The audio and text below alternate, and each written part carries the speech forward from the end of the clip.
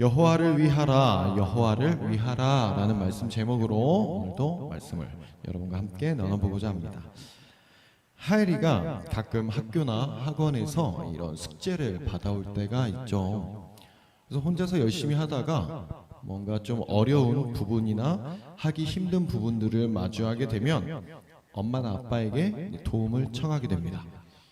그럼 엄마나 아빠는 이 하엘이가 어려워하는 문제를 보고서 내용을 파악하고 어떻게 해야 하는 것인지 머릿속에 이미 정답을 생각해 놓습니다. 그러나 그 정답을 바로 하엘이에게 알려주지는 않아요. 만약에 정답이 34라고 한다면 이건 34야 라고 바로 말해주지 않습니다. 아이가 생각하고 스스로 풀어나갈 수 있게끔 그 문제에 대해서 생각할 수 있게끔 조금씩 힌트와 푸는 방법들을 알려주는 거죠. 이만큼의 힌트를 줬는데도 모르면 또 다른 힌트를 주기도 하고, 그랬는데도 모르고 있으면 더 큰 힌트를 줘가면서 아이가 그것을 해내게끔 도와준다는 거죠. 가끔 어떤 것들은 이 하엘이가 너무 못 알아듣고 너무 풀지를 못하는 그런 문제들을 마주할 땐 조금은 답답한 마음에 아예 정답을 그냥 얘기해 주는 때도 있는 거죠. 아니 이렇게 하면 34가 나오지 어떻게 33이야, 이런 식으로. 그렇게 부모의 도움을 받아서 하엘이는 어찌저찌 그 어려워하는 문제를 해결할 수 있게 되는 것입니다. 그리고 그 숙제를 완료를 하는 거죠. 하나님은 혼자서 일하실 수 있습니다. 그럼에도 하나님께서는 그것을 혼자 다 해나가시는 것이 아니라 인간과 함께, 우리들과 함께 그것을 해결해 나가시는 결정을 하셨다는 거죠. 그 해결의 기쁨을 함께 누리기를 원하신다는 것입니다. 하엘이의 문제를 아빠는 그냥 34로 정답을 써줄 수도 있어요. 그런데 그렇게 하지 않는다고요. 이 아이가 그 푸는 과정을 통해서 그것을 학습하고 풀어내는 그 기쁨을 옆에서 지켜보면서 함께 기뻐한다는 것입니다. 하나님께서도 우리 사람들 간에 여러분들 각자의 어떤 문제들을 바로 해결해 주실 수도 있지만, 아니면 어떤 하나님의 뜻을 하나님께서 원하시는 대로 바로 해결해 나가실 수 있지만 그렇게 하시지 않는다는 것입니다. 여러분들이 해 나가길 원하시고 여러분들의 손을 통해서, 우리의 손을 통해서 그 일들을 이뤄나가는 것을 함께 하고 싶어 하신다는 거죠. 그래서 인간이 혼자서 무슨 일을 한다고 말을 하는 것은 어떻게 보면 사실 굉장히 위험한 말일 수가 있다는 거예요. 하나님께서는 사람이 행하는 모든 일들에 해결할 수 있는 여러 가지 모든 것들을 공급해 주신다는 거죠. 만약 하엘이가 부모의 도움을 받아서 해결한 것을 가지고 자기가 스스로 내가 다 한 거야, 내가 이 숙제를 다 풀었어 라고 생각한다고 한번 여러분들이 생각해 보세요. 굉장히 위험한 생각이 아닐 수 없다는 거죠. 하나님께서 모든 걸 주셨다는 것이, 이거를 자꾸 잊어버렸기 때문에 인간이 교만해지고 탐욕스러워질 수가 있다는 것입니다. 믿음도 마찬가지라는 거예요.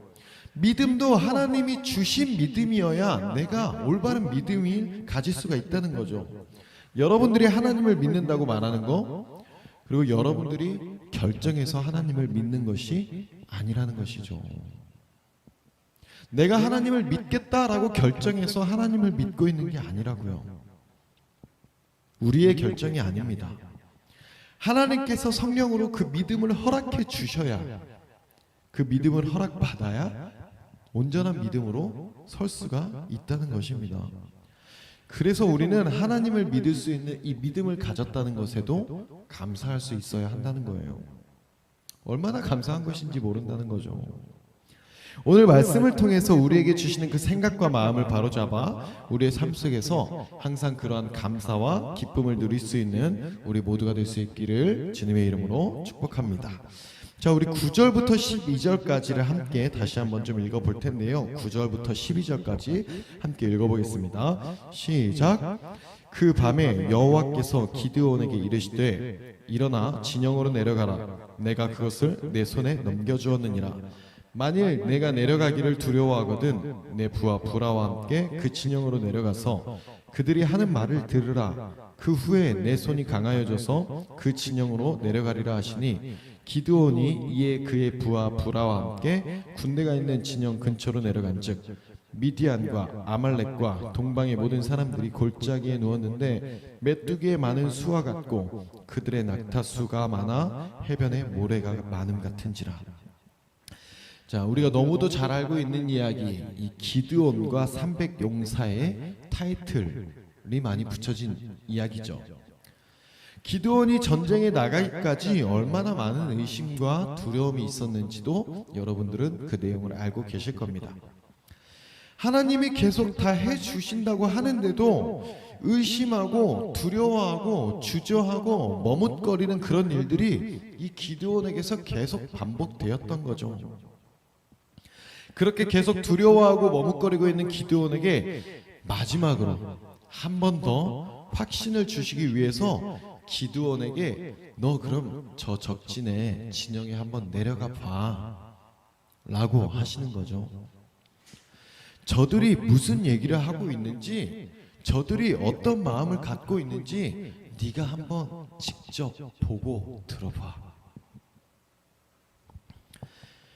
그런데 이 겁쟁이 같은 기드온이 그것조차도 무서워하는 것을 아시는 하나님께서는 너 혼자 내려가는 거 무서우면 네 부하 부라 데리고서 같이 가 그러면 라고까지 말씀을 해주시는 거죠. 아까 초반에 서두에도 제가 말씀드렸는데 기드온과 300용사라는 타이틀로 우리는 많이 알고 있을 겁니다.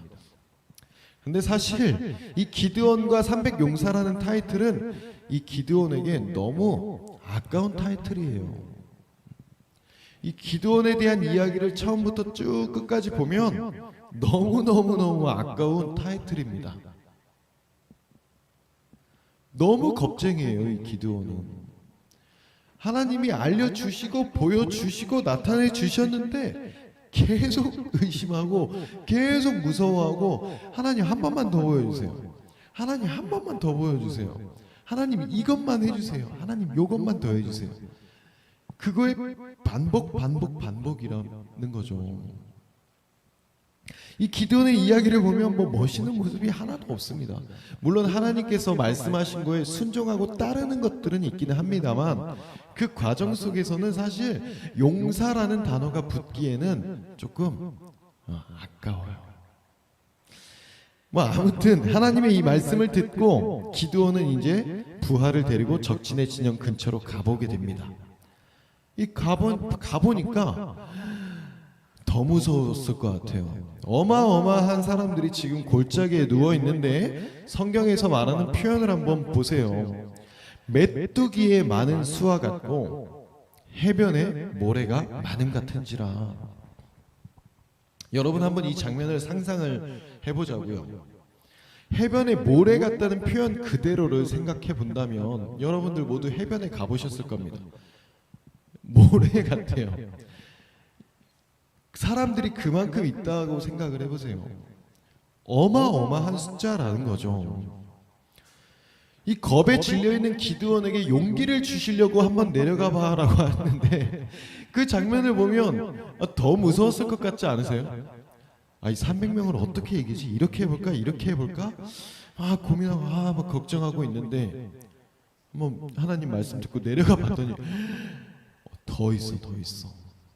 도저히 이거 전략적으로 할 수가 없는. 그래서 기드온은 내려가면서 아마도 그 무리의 모습을 보고 더 절망하지 않았을까? 그런 상상도 해보게 되는 거죠. 더 절망했을 것 같아요. 그런데 그런 절망 가운데 빠지는 이 기드온에게 적진의 어떤 이들로부터 이런 말을 듣게 됩니다. 13절과 14절이죠. 함께 읽어볼까요? 13절과 14절. 읽어보겠습니다. 시작.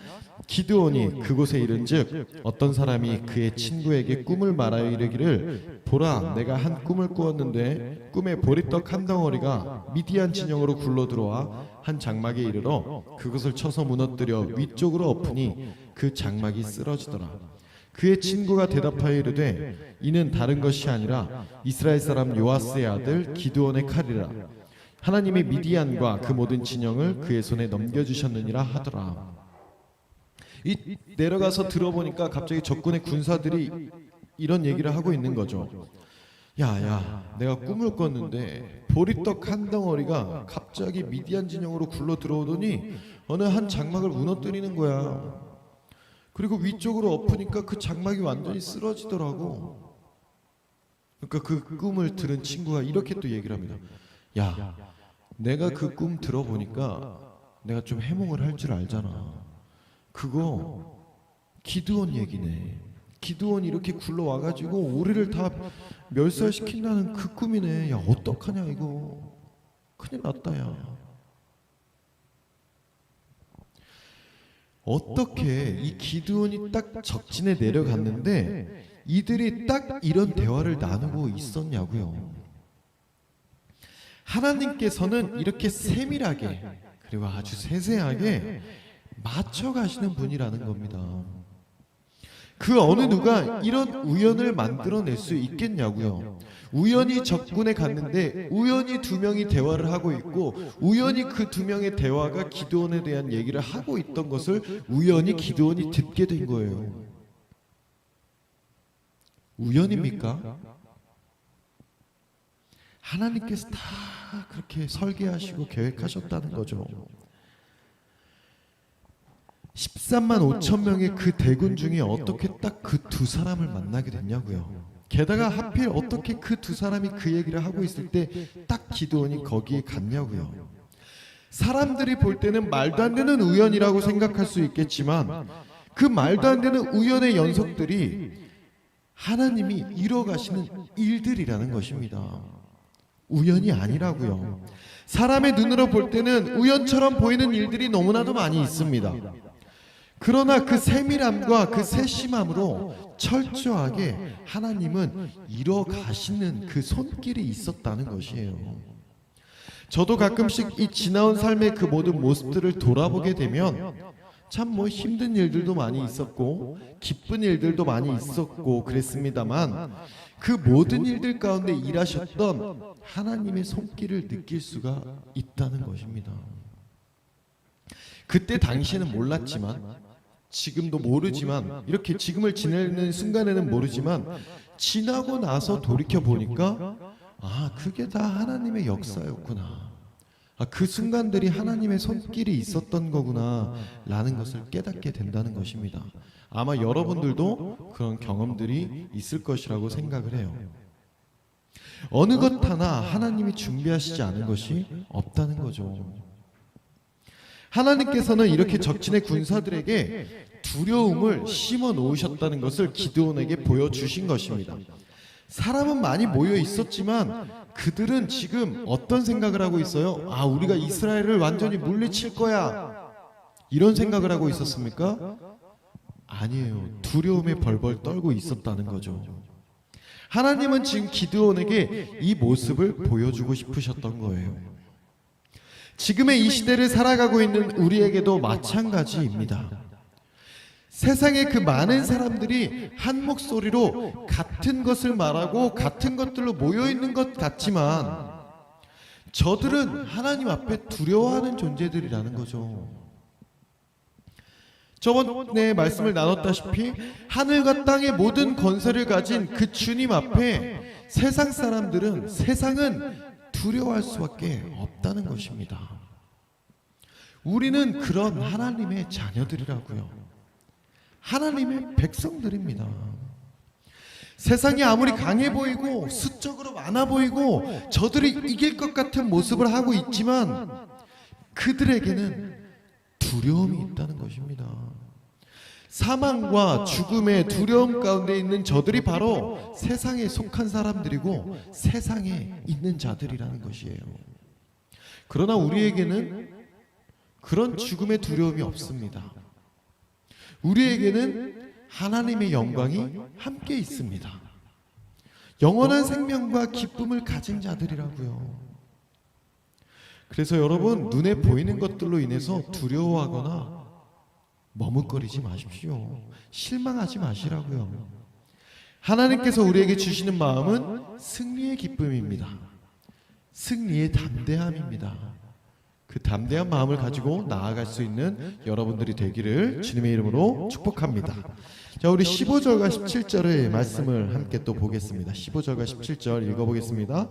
시작. 기드온이 그 꿈과 해몽하는 말을 듣고 경배하며 이스라엘 진영으로 들어와 이르되, 일어나라, 여호와께서 미디안과 그 모든 진영을 너희 손에 넘겨주셨느니라 하고 300명을 세 대로 나누어 각 손에 나팔과 빈 항아리를 들리고 항아리 안에는 횃불을 감추게 하고 그들에게 이르되, 너희는 나만 보고 내가 하는 대로 하되 내가 그 진영 근처에 이르러서 내가 하는 대로 너희도 그리하여.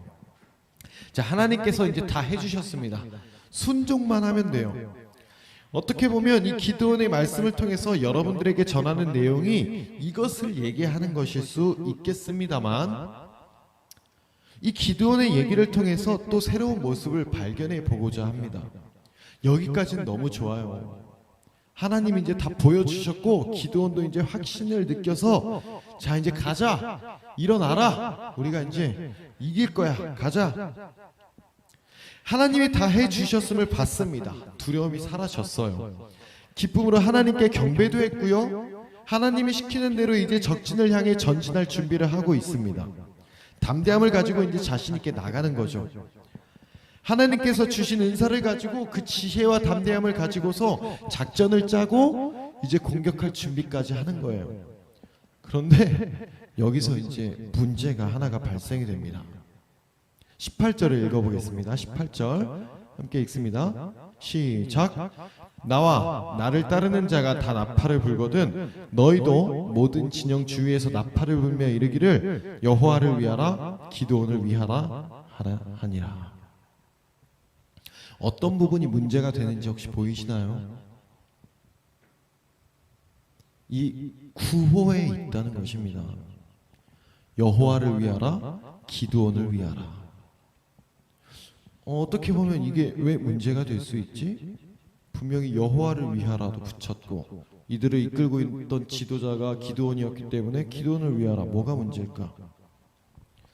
근데 여러분, 이 구호는 사실 여러 그 당시에 이방의 나라에서 전쟁 중에 외치는 구호였습니다. 무슨 말이냐면, 이들이 전쟁에 나갈 때 이 구호, 왕의 이름을 선포하며 나가는 것이 이 구호에 담긴 의미였다는 거예요. 그 왕들의 이름을 선포하는 구호였습니다. 그 당시에 여러 나라들에서 전쟁에 나갈 때 외쳤던 구호였다고요. 그런데 여기서 여호와를 위하라를 붙인 건 너무 좋았어. 근데 그 뒤에 뭐를 붙여요? 기드온을 위하라. 기드온은 이스라엘 백성의 왕이 아니었습니다. 그 전쟁에 앞선 지도자는 맞았지만 왕은 아니었다고요. 여기에 왜 기드온의 이름이 꼭 붙었어야 했을까요? 그 이유가 없었습니다. 그런데 그 구호에 자신의 이름을 넣었다는 거죠. 자신이 스스로 그 영광의 자리에, 이 왕의 이름이 들어가는 자리에 내 이름을 넣고 싶었다는 거예요. 순간적으로 기드온의 마음에 인간의 어떤 욕망과 욕심이 자리를 잡았다는 거죠. 물론 아까도 말씀드린 것처럼 기드온이 한 일이 없지는 않았습니다. 많은 군사들을 모았고요, 그들을 전쟁에 나갈 수 있게끔 훈련도 했고 그들에게 각종 동료의 말도 전했을 것입니다. 그리고 하나님의 말씀에 순종하며 행하면서 나갔던 일들이 분명하게 있었다고요. 그런데 이 적군 13만 5천 명을 300명으로 싸워서 이기게 하신 분이 누구냐는 거죠. 하나님이시잖아요. 하나님이 하셨기 때문에 그 300명으로 말도 안 되는 전쟁을 이길 수 있게 됐던 거라고요. 하나님이 하셨기 때문에 이 기드온이 지혜로서 그 작전들을 짤 수가 있었다는 것입니다. 하나님이 하셨기 때문에 이 기드온이 승리할 수 있었다는 것인데, 이 기드온은 그 일들 가운데 자신이 드러나고 싶었다는 것입니다. 우리 하나님이 너무 반주가 너무 좋아. 하나님이 주신 그 달란트를 가지고서 내가 하는 건데, 거기에 여기에는 내가 열심히 하고 내가 좀 천재적인 능력이 있어서 이거를 하는 거지.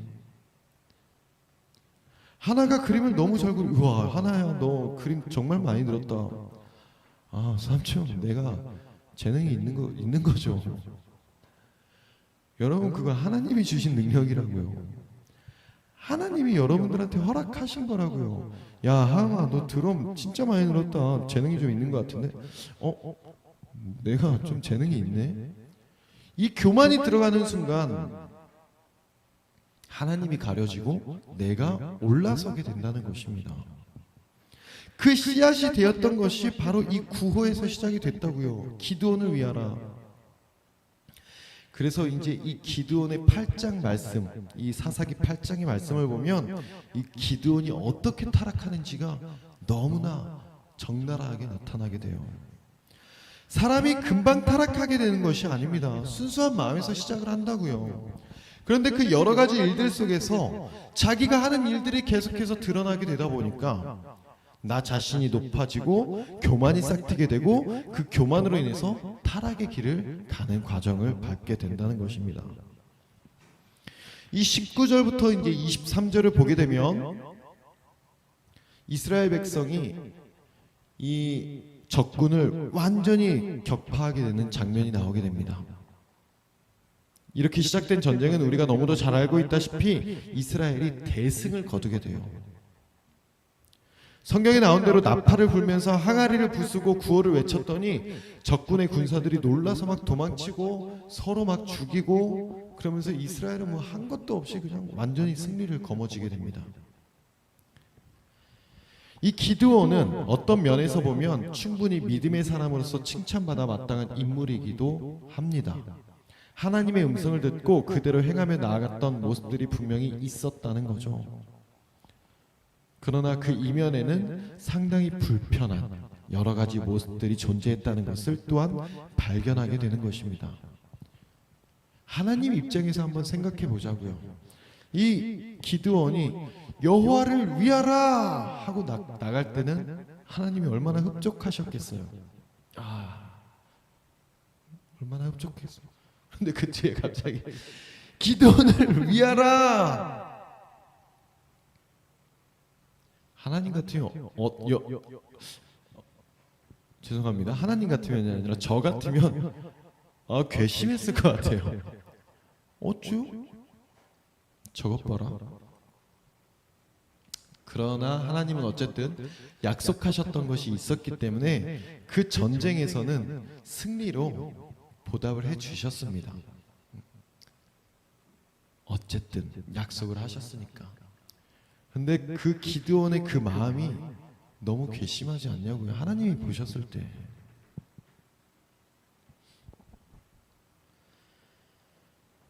계속해서 의심하고 두려워하고 있던 그 기드온에게 하나님은 계속해서 보여주셨습니다. 양털 적셨다가 마르게 했다가 계속 보여주시고 했는데 결국에 그 영광을 자기가 가로채 갔어요. 그리고 8장에는 아까 말씀드린 것처럼 그 타락한 모습으로 인해서 이 이스라엘 민족 전체가 음란하게 되는 그 시작을 하게 되는 일들이 펼쳐지게 됩니다.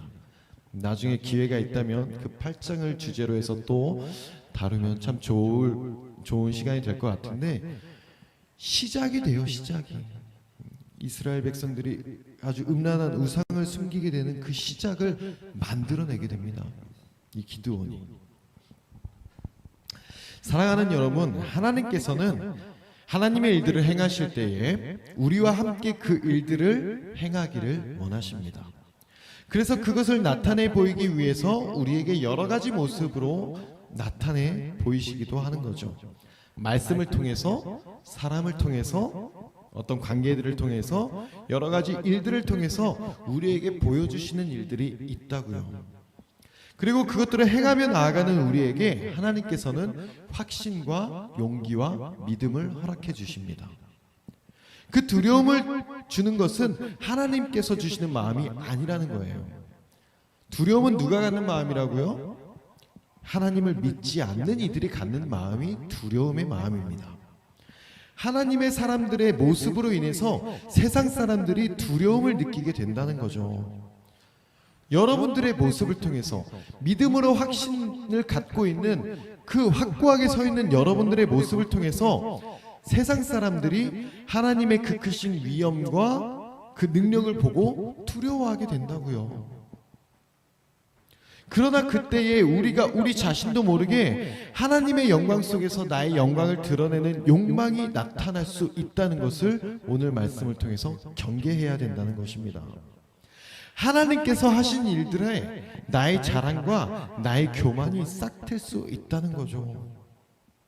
그리고 그 교만의 씨앗이 계속 자라나게 되면 나중에 걷잡을 수 없이 커지게 되면서 스스로를 망가뜨릴 수가 있다는 사실을 기억해야 한다는 것입니다.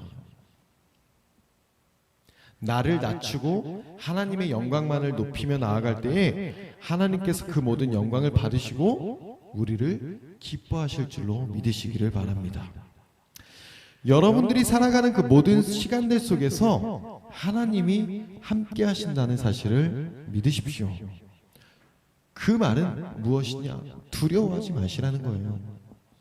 하나님은 우리와 약속하셨고 그 약속을 여러분들을 통해서 이뤄나가신다는 것입니다. 여러분들의 삶의 터전인 학교, 일터, 직장, 사업터 등등 그 모든 곳에서 여러분들을 향한 하나님의 분명한 목적과 계획이 있다는 것입니다.